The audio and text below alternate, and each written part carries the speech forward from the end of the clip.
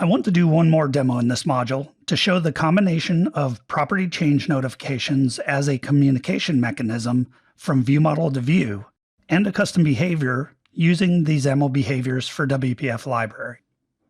The scenario I'm going to try to address is that I want to be able to send alerts to the screen when stuff happens in the background. To do that, I'm going to need a custom behavior that can show the alerts in a content control as they are produced by a ViewModel. To create a custom behavior using the XAML behaviors for WPF library, you first have to add a reference to that NuGet package, which I already did in a previous demo. And then I'm going to go ahead and add a class to our project, and I'll name that class ShowNotificationMessageBehavior. I'll make the class public, and then I'm going to inherit from behavior of T, where T in our case is going to be a content control. Next, I'm going to expose a property on this behavior that can be set by the ViewModel through data binding, so it needs to be a dependency property. I'll use the propdp built-in code snippet, and I'll make the type of property string, the name message, the parent this class, and the default null. Now I want to add a change handler so the behavior can monitor changes on this property and make the appropriate change in the view when it happens. So I'm going to add a change handler here called onMessageChanged, and I'll stub that out down below and add some logic here. You can see that we can take the incoming D argument, which will be the class on which this dependency property is defined, which is our behavior, and cast it to that. That lets us get to a property on our base class called AssociatedObject, which will be a strongly typed reference to the content control that you use this behavior on.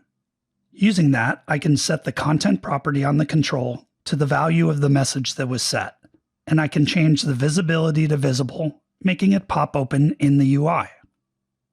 I also want to make our notification click dismissible, so I'm going to add another handler here, an override of the base class onAttached method. In that onAttached override, I can subscribe to events on the element to which I attach this behavior. In this case, I'll use the mouse left button down event as a click dismiss, and we'll change the visibility on the content control to collapsed at that point. Now I need a content control to put this on, so I'm going to go over to the main window, and I'm going to add another row to the grid with a new content control above the existing one. On that content control, you can see we add the interaction.behaviors collection, similar to the triggers collection attached property I showed in the first demo on XAML behaviors. I put our behavior inside of that, and I can bind the message property of our behavior to something we expect the ViewModel to expose. Now I'll need to add some namespaces to the top of the file to bring in the behaviors library namespace. So up here at the top, I just need to add the B prefix pointing to the behaviors namespace, which is just a URI defined in the library that maps to the corresponding .NET namespace for the behaviors library. Now I just need to implement this notification message in my ViewModel for the main window. So I'll go to my main window ViewModel class, and first I'll implement iNotifyPropertyChanged on it.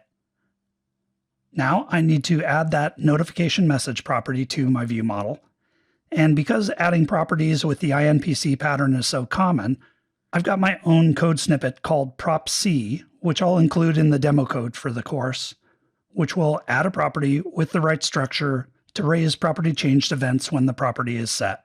The type for the property is string, the name of this property is notification message, and you can see my code snippet stubs out the standard INPC pattern in the set block of that property.